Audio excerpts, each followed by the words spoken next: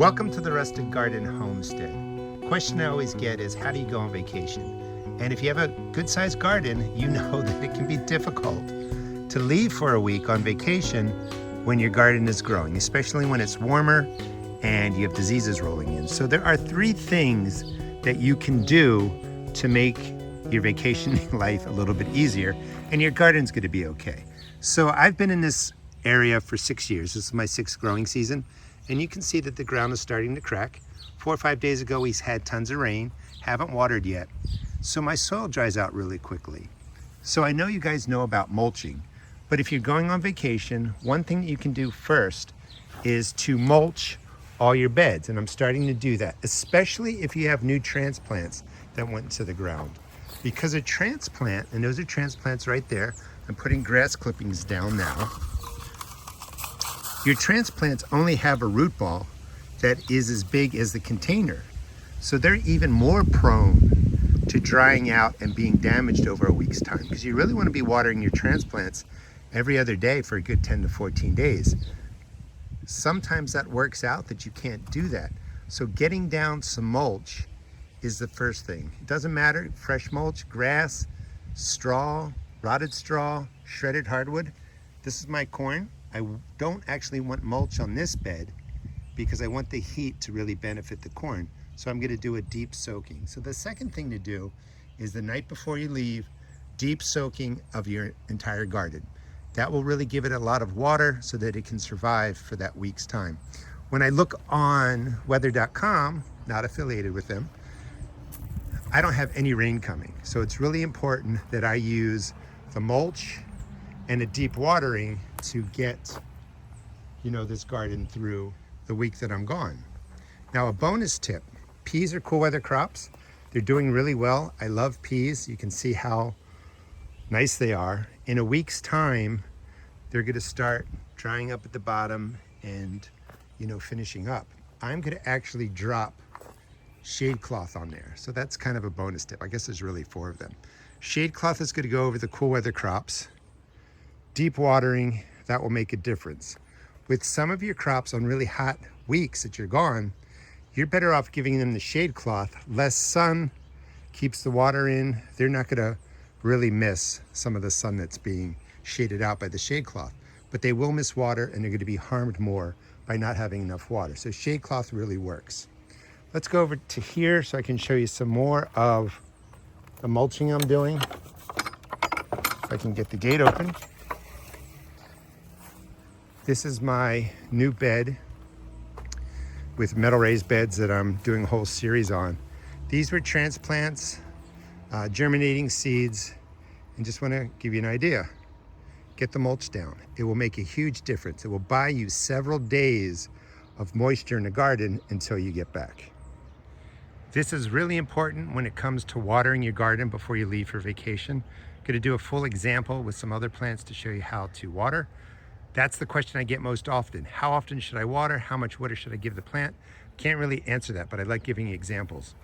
So it's been several days of warmer temperature, and these are my potato plants. They're drooping over because they don't have enough water. I should have really watered yesterday. So there's not a lot of water in the containers. Same thing with this group. When your potatoes start to flop over, it's because they're low on water. They don't have the internal water pressure, the turgor pressure, to stand up straight. Potatoes should look like that, like the plants down there. Those are bigger containers. So before you go on vacation, you don't want this to be the last watering before you go on vacation. You want to really soak this in, during the day. And what you're doing is you're giving the soil and the roots the water to be pulled back up into the potato. And that's going to be used up pretty quickly today over the next 12 hours. But it's going to take a lot of water out of the container. So before you would leave for vacation that morning, for whatever plants, look like this or didn't, you felt like weren't watered well, you want to come back and you want to water them again. Let's just say it's 12 hours later. You're putting this water back in here because the plant has already pulled in a lot from the first watering earlier in theory, and it's pulled it into its system, into the plant.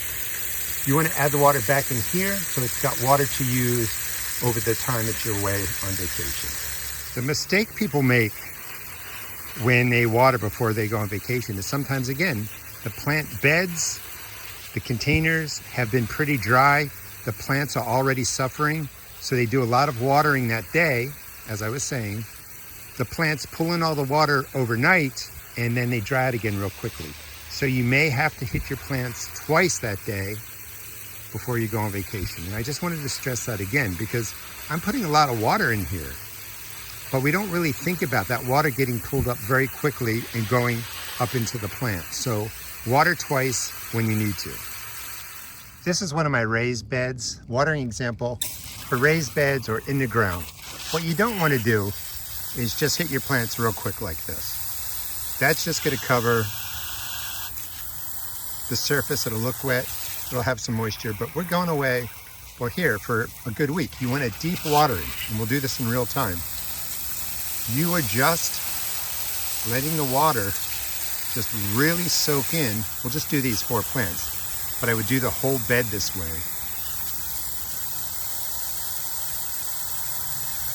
And again, the reason I like to show this is because people always have so many questions about watering and always ask, well, how much should I water? How often?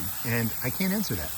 It's really based on the size of your plants, how hot the temperatures are at the time, kind of soil that you have, whether or not you're getting any rain, and there's just a lot of factors. But a deep watering is something like this. So let's just finish it out.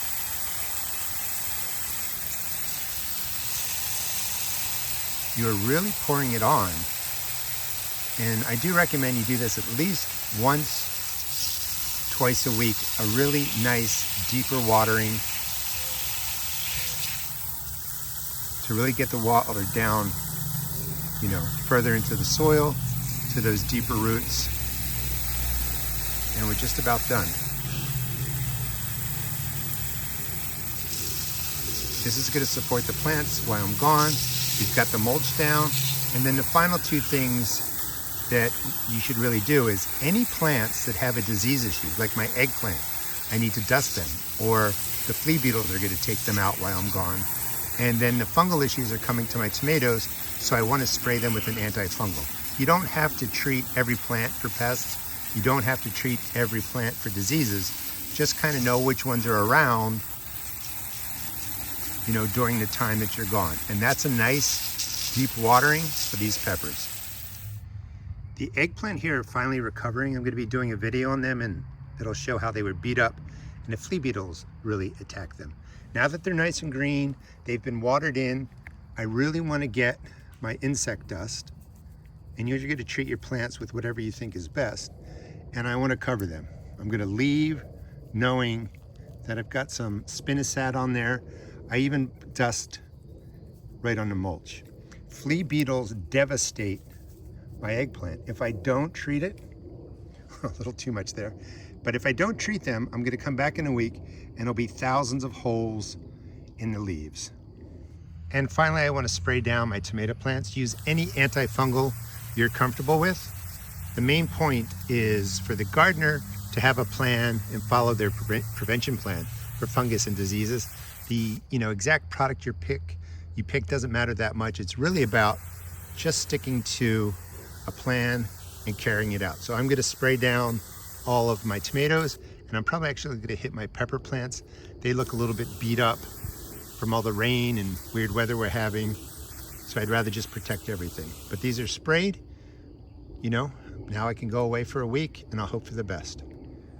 And the shade cloth is up. Thanks so much for watching. I think I started out with 2 or 3 things you can do when you go on vacation to help your garden survive if you're going to be gone for a while. I think we ended up with 6 or 7.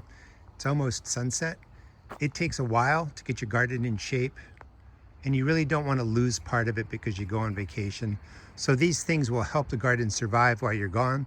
Certainly if you can get someone to come in and water, that helps.